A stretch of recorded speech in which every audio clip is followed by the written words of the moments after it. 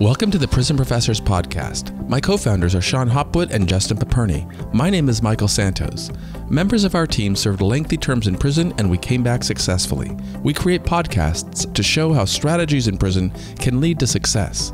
Visit us at prisonprofessors.com to learn more. Welcome to the Prison Professors program. I am Michael Santos. I'm really thrilled to introduce you to Jesse Barnes.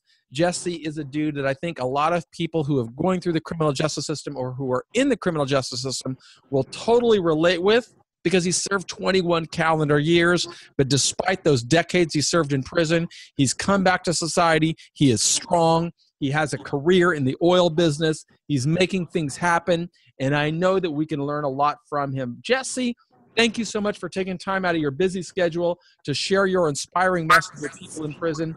Why don't you tell our audience a little bit about how you and I connected?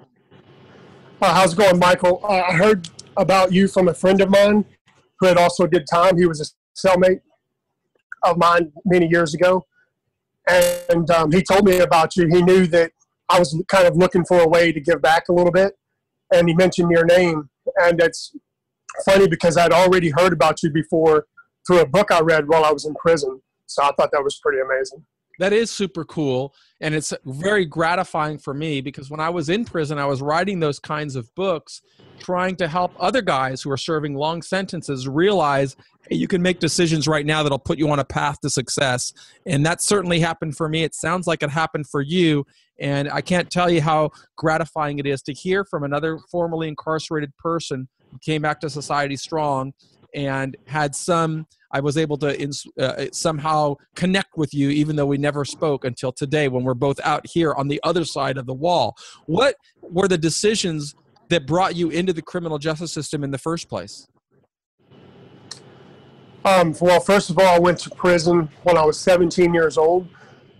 In the state of Texas, you're considered an adult, so I went to the prison system as opposed to going to juvenile. My criminal history started long ago. I'm one of the guys that were in the system as a juvenile before. So I was going in and out of juvenile system before I went to prison. But I was convicted of first-degree murder when I was 18. I went in when I was 17 years old. There's so many people who have a similar background that we start going into the criminal justice system and we don't quite understand what we can do differently. And as a result, we get on this pathway of making decisions that keep us on this intergenerational cycle of failure that doesn't only influence us, but influence our family members and the people we love and the people who love us. And that's why I feel so strongly to do exactly what you said you wanted to do, which is give back and connect with guys in prison. And we're thrilled to be able to get these messages into people wherever they are. Prisoners don't pay a nickel for it.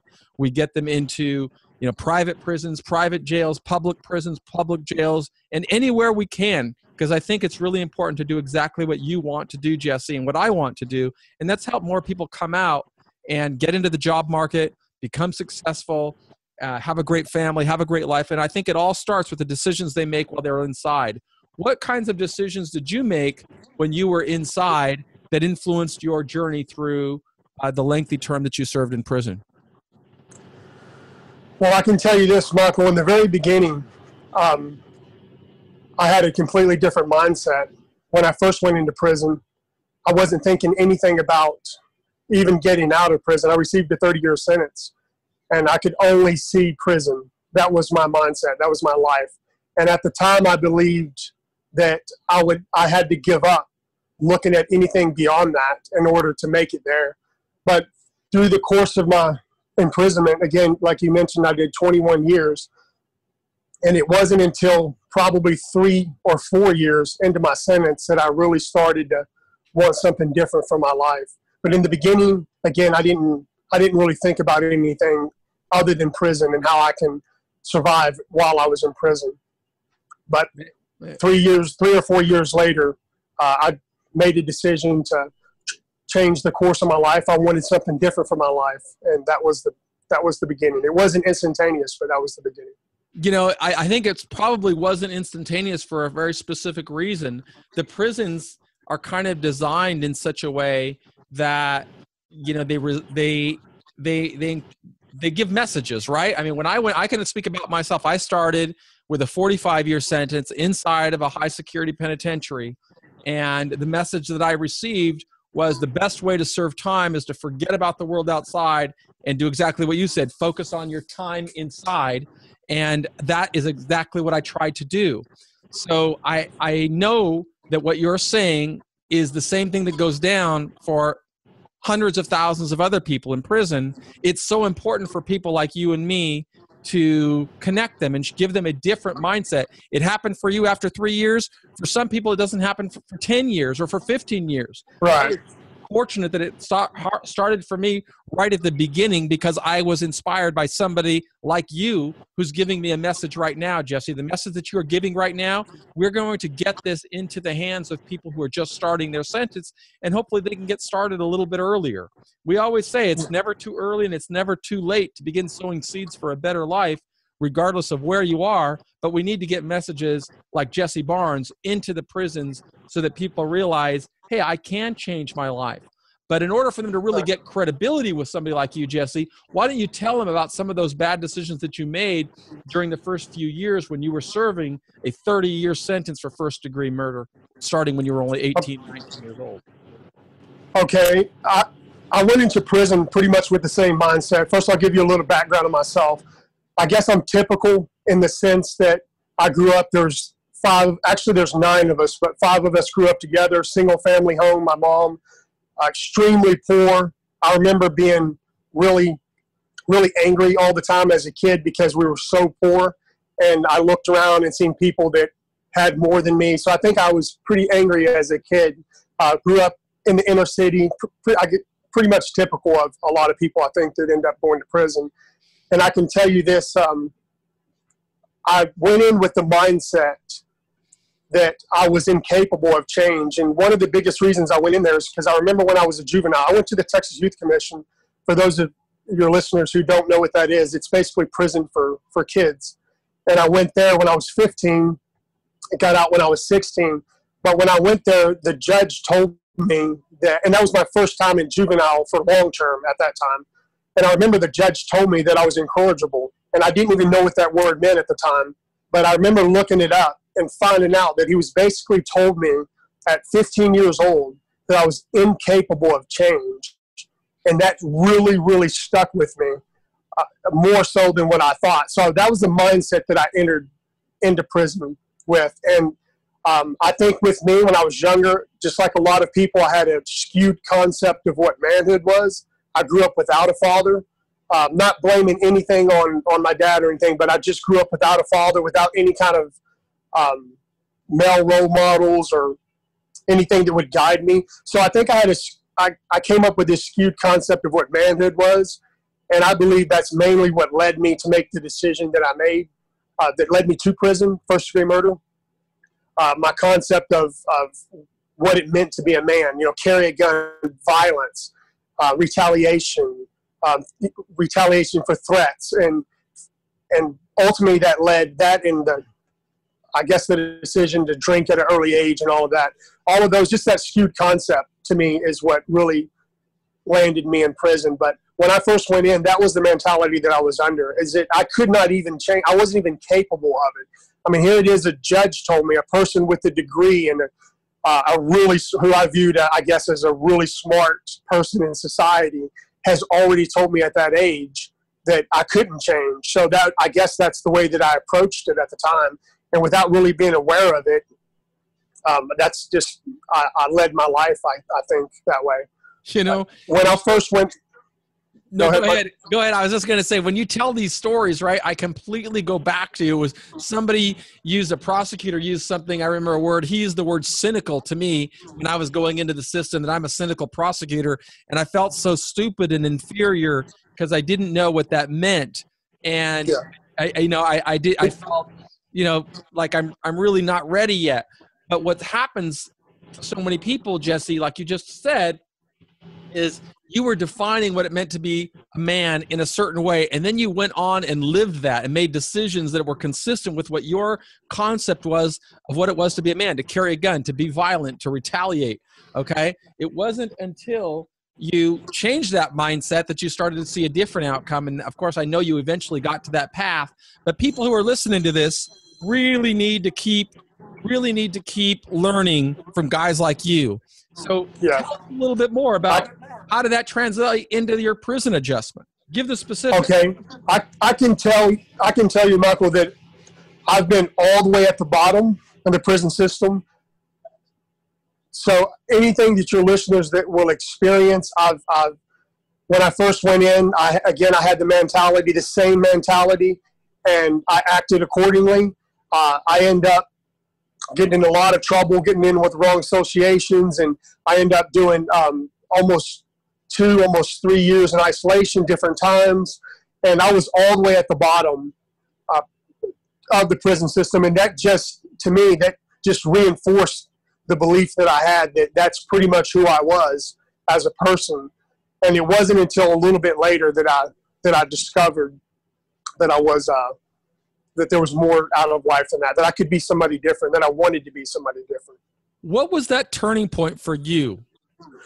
I can remember exactly. For me, I was in isolation at the time. I believe it's called level 1. This is many years ago, but I was basically living like an animal. I was not allowed out of my cell for more than an hour a week. Had no human contact with anybody. I had buried myself so deeply that essentially I was living like probably worse than an animal in a zoo. And I remember thinking one day, there's a window in this particular prison. There's a window that goes on the top of our cell, and it's kind of cool because you can't look out the window. It's not designed for that. It's designed. We're back with Prison Professors. We're talking with Jesse Barnes, awesome dude who was telling us about his experience of being in the SHU and what transformed his life. Jesse, we had some technological difficulties. We're just two dudes who got out of prison trying to help guys in prison. So I hope they'll be patient and allow you to continue with your inspiring story about how you transformed your life. It cut off when you were telling us about being in your cell. You remember the window at the top, and that's when I lost you. So please continue telling us about your story, what caused you to transform. Yeah, I remember the day. I remember where I was. I was in the cell, in lockup, like you said, the SHU. And at that time, I think I'd been there for a year, maybe over a year. And I was still getting in trouble there, still had the mentality that I was never going to get out of prison. This is the life, so I had to make the best of it. I had to make the decisions. And one day, it wasn't really an epiphany. It wasn't an instantaneous change. But I remember one day the sunlight was coming through my cell, and I remember looking out, and I got my head to where I can look out of the window, again, which was not designed for that. It was just designed for the light to come in. And I remember looking at the outside world, just a glance, just a glimmer of it. And I remember thinking that I want something different. I looked around my cell, and it was a cage, a concrete box that I was living in. And at that moment, I remember just thinking that I don't know how it's going to happen, but I want something different for my life, and that I needed something different. And at that time, I never believed that I was going to get out of prison. I think I was 20 or 21 years old. I'd already been in prison for 3 or 4 years at that time. And I never even thought that I was going to get out of prison. I had a 30-year sentence, but for somebody that young in a maximum security prison, it's essentially what I considered a life sentence. But I just wanted something different at that moment. Didn't know how it was going to happen, but I wanted it, and I wanted something different for me. I think that's when I started to really reject the idea that I was incapable of change. And from that moment on, again, I didn't have the tools that I needed at that time, but the determination was planted and I don't even really know how or why, but I do know that I wanted something different for my life. And it was just that small seed that began to grow at that time. That was the turning point of my life. That is so important to give to people, that message, because we don't ever know when it's going to strike us. With me, as you probably, if you remember reading the book that I wrote, with me, I describe what happened is I read a story about Socrates, and I was in the uncomfortable stage of being locked in the SHU and facing a life sentence, and had no idea what I was going to do with my life. But it was that message when I read his story, and the only reason it connected with me was because he was in prison, just like your story, I'm sure is going to connect with other people. You were in prison for a violent crime, so facing multiple decades, and yet through that light coming into a cell, it completely changed your mindset and gave you hope. And that's what we're trying to do, is give people hope. That's right. You said that once you had that hope, it changed the way you thought. It made you believe that you could become something more. You could return to the world. How old were you at that time? How long had you been in? And 3, what did it cause you to do as you moved forward? Okay. I was 20 years old, possibly 21. If I was 21, I had just turned 21. I entered prison shortly after my 17th birthday. So I had already been in there for a few years. And what it did for me was it created that sense that I wanted something different. And again, my mindset at that time was that I was not getting out of prison. That was the hardest thing for me, because any other time that I thought that maybe I wanted, this wasn't the life for me, or this is not a good life, or the other part of my mind would tell me that this is what you have to do to survive in here. You got to forget about society. You have to forget about being somebody different. You know, the more violent you are, the more aggressive that you are, the more that you'll survive in prison. So that's who you have to become. And I embraced that idea. And when at this time, at 21 years old or 20 years old, that idea was challenged by that. And after that, again, it wasn't an instantaneous change. It wasn't a miraculous thing. I wasn't a great guy afterwards. But I remember I couldn't let go of the idea that I wanted something different. And I'll tell you what, the surroundings did not change. It wasn't like, I made the decision to be great with, to start changing my life. And then the guards or the wardens or whoever were like, hey, good job, man, we're going to let you out of lockup. No, I still did a couple years after that in lockup for that. And it was just that determination that I made a decision in my mind that I wanted to be somebody different, even if I never got out of prison, even if I never stepped one foot outside in free society. I was not going to continue to be the person that judge said that I was, which is incapable of change. And from then on, I think it was, I'm sure that you might have experienced this in your life as well, Michael, but it seems to me that whenever I made that decision, there were small things, whether you want to call it the universe conspiring to bring you to where you want to be, or whatever language that you want to put it in. But the moment that I made that decision, there were certain things that started coming in my life. I would hear conversations that were positive that I never noticed before, or then I wasn't allowed to have TVs or radios or anything like that, so my contact was limited. But then I would get like maybe a visit from a family member that I hadn't seen. And I think at that point I was allowed to get one visit every other month or something. And just small things that kind of helped me. I think they kind of helped me. Or books, prison, and they would come by with books depending on what level you were on. And I would happen to come across a pretty good book. I came across Viktor Frankl's Man's Search for Meaning when I was in there, and just books that I would never have probably read otherwise. But I had a little help, I guess, along the way as soon as I made that decision. That is exactly the message that we try to communicate. And you're absolutely right. It did happen for me exactly in that same way. I came to a moment where I wanted something different.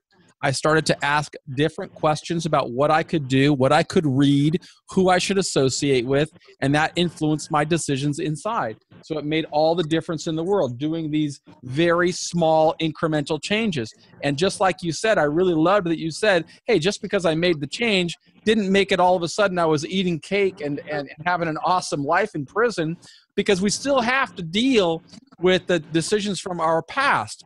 I made a decision at the very start of my journey. I still had to go through 26 years in prison. That didn't mean I got an extra bowl of cereal, a lower bunk. That didn't mean that the staff members all of a sudden started treating me with kid gloves.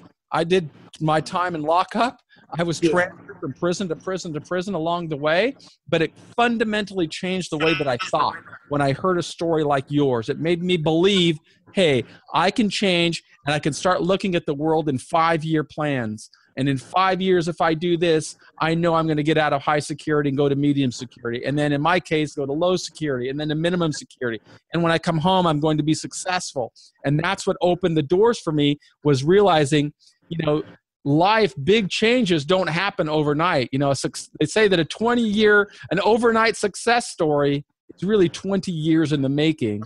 That certainly was the case in my life. It took 20 years before I started to really get the benefits of the decisions I made when I was in jail.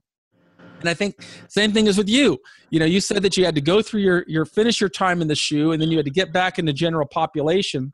Tell us a little bit about what things that you did when you were in general population, when you returned, that you wouldn't have done when you were 19 or 20. Okay, when I got back in general population, it's in some ways it's a lot harder, because now I have to, before I had approached it where I didn't care about, my mentality was I didn't care about going to lockup. I didn't care about getting more time, that I was just going to be whatever I had to do to survive while I was in prison. And now I started to think about the possibility of getting out, which is something I never allowed myself to do before. So now it was more difficult. Now I had to approach it make the decisions based on one day I could get out of here, or the way that it may affect other people that still cared about me in society, my family. I have a twin brother who I'm extremely close with. And so it made it more difficult in some ways. And that's what I want your listeners to understand also, Michael, is it doesn't make it easier. In fact, it's the hard road to go against the grain in a prison and say that I won't be conformed. I refuse to be conformed to this, even in general population, in society. I mean, in general population, it's going to be harder. It's not going to be easy. It's all of the same decisions, all of the same scenarios where I was approached with those at that time. And for me, it was just a matter of really, really sticking to it and saying, you know what?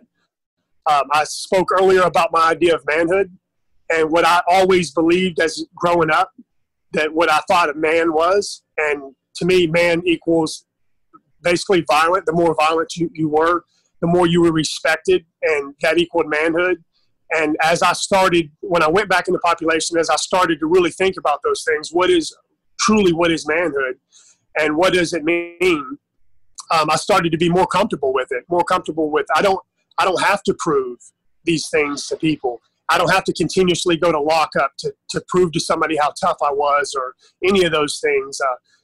And again, it's harder to do in a prison environment. I totally get it that it's harder to do. One thing you said is it was my listeners. They're not my listeners, bro. They're our listeners. You are exactly the guy that I want to be communicating with. You are the type of inspiration, the guy that gives this message that can change tens of thousands of people's mindsets. I always say, hey, there are some people in prison that I'm never going to be able to reach, ever. And I need somebody, because I didn't have that history in prison. I got this message while I was still in the jail, before I even got to prison. But because I got the message, it fundamentally changed my adjustment in prison. It influenced the people that I would associate with. And I always had that vision, say, I'm going to come home successfully.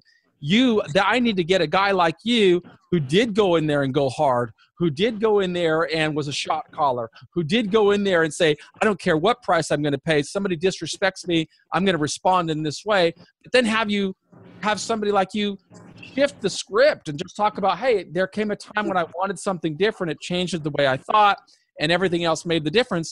And I love that you said it wasn't easy, because you're still getting these pressures from all the other, negative people around you that are asking you, hey, let's do this. Let's take down this. Let's, run this. And that keeps you in that cycle of failure. But when you started thinking about your twin brother, when you started thinking about the other people that you want to connect with, or the life that you want to lead, maybe holding a woman at night, maybe building a successful career, all of those things happen because you made those changes inside. And that's why they're our listeners, because it's you and me that are working together as a team, just like everybody else with Prison Professors, is to show guys inside hey, think about who you're associating with, thinking about who you're having dinner with, think about whether it's worth it, to protect this chair in front of the TV room that you think is so important to you that you've got to be willing to hurt somebody to protect it. The bigger picture is, how am I going to get out of here and become successful? That's what I'm going to hear from Jesse about how he did that. So you went through, you had this change when you were relatively young in your journey. You were in your early 20s. You had to get out of the shoe. By now, I assume you're 24, 25. You're back in general population. Are you participating in any educational courses or vocational courses or courses that you may not have considered? Tell us a little bit about that adjustment. Okay. Soon after I got out, I wasn't able to participate in any of the educational because I went to what's called closed custody. And it's basically a step down from segregation. And you pretty much go into like the bad part of the prison, and then you work your way out up into the, I guess they would consider it minimum in Texas. Not the minimum prison, it's still a maximum security prison, but the minimum part of the prison. So I wasn't able initially to get involved in anything really that I wanted or I started to want to get involved in. I guess it took about a year. I went to closed custody, worked my way through that, and then medium custody, and then finally made it to a point where I could start going to the library. I can start getting books. And back then, I don't think it's this way now, but back then they actually had college courses. They had already did away with the Pell Grants, unfortunately, but they still had some form of college. So I signed up for college, and I was able actually to get about a year shy of a bachelor's degree, which I guess I had just over 3 years of college, which really opened my mind, I think, because like a lot of people, when I was younger, I got my GED in juvenile because when I got out of juvenile, I wasn't able to go to any of the public schools because of my record. And so I just really went to work when I was younger and started working, and then got my GED and kind of just living like that. So I never really even believed that I was capable, that I had the mental wherewithal where I could function in an academic setting. And that's something that surprised me, and I think it would surprise a lot of people too, is I grew up with the belief that I never even knew that I was capable of that. But I started to take those classes. First thing I did is I hit that library. It was a lifesaver for me. I started just like you when you mentioned Socrates. I started reading all of the people that I could read that I thought was. First, I started with the self-help, and then I moved to the philosophy, and it was dense. I don't have an educational background, an academic background, so it was really dense. But I got through it, and I started realizing at that time that maybe I'm capable of this. Maybe I have the ability to understand this and actually even excel at it at some point. And really that was a stepping stone for me too, or that was a turning point, I should say, for me too, is to realize that there was no fundamental difference between me and some student on campus. And I thought my whole life that there probably was, but I learned that there wasn't. And to me, that was an amazing time for me. I get that all this is an amazing story, really, of one of transformation and what you've become. I remember in the same way when I became a college student, I didn't feel like I was a prisoner anymore. All of a sudden, I was just an American, and I was a college student, and that made all the difference in the world for me because it helped me see myself as becoming something more, something better. And it gave me a new level of confidence. And I felt just like I can do this. I can get out of here successfully. And you've done it. You're going to help us inspire more people. But we've come to the end of this episode. What I'd really like, if you've got time, is to stick with me for another 30 minutes so that we could talk a little bit about how you were able to use this transformation that you had in prison to get out of prison after 21 years. And then I'd like you to talk with us a little bit about, well, what has it been like to transition into society during these first 3 years since you've been home? Because I know it's not easy, but you didn't give up. You stuck with it. And now you've got a career where people are depending on you. You're probably earning a very good living. And I think a lot of guys will be inspired by hearing about how those decisions inside put you on a pathway for what you're experiencing now. Do you have time to spend 30 more minutes with us? I do. Awesome. Okay, so let's close this one out, and I'll be back with another inspiring episode with our man Jesse Barnes, an individual who went into prison with the mindset that the prison tries to nurture, but he came back with a mindset of a leader, and now he's a successful guy in society after 21 years of time in maximum security prisons. Back tomorrow with the second part of Jesse's story. I am Michael with Prison Professors. Want to thank you for sticking with us. Every day we're striving to bring you inspiring stories. If you want information more about how we can help, visit prisonprofessors.com. Send us a text to Prison Pro. Just send the word Prison Pro to 44222, and we'll shoot you out some free information. We give away a ton of free content. No prisoner ever charges us a penny for these inspiring stories like Jesse's given us today. Thanks so much. Back tomorrow with the rest of Jesse's story.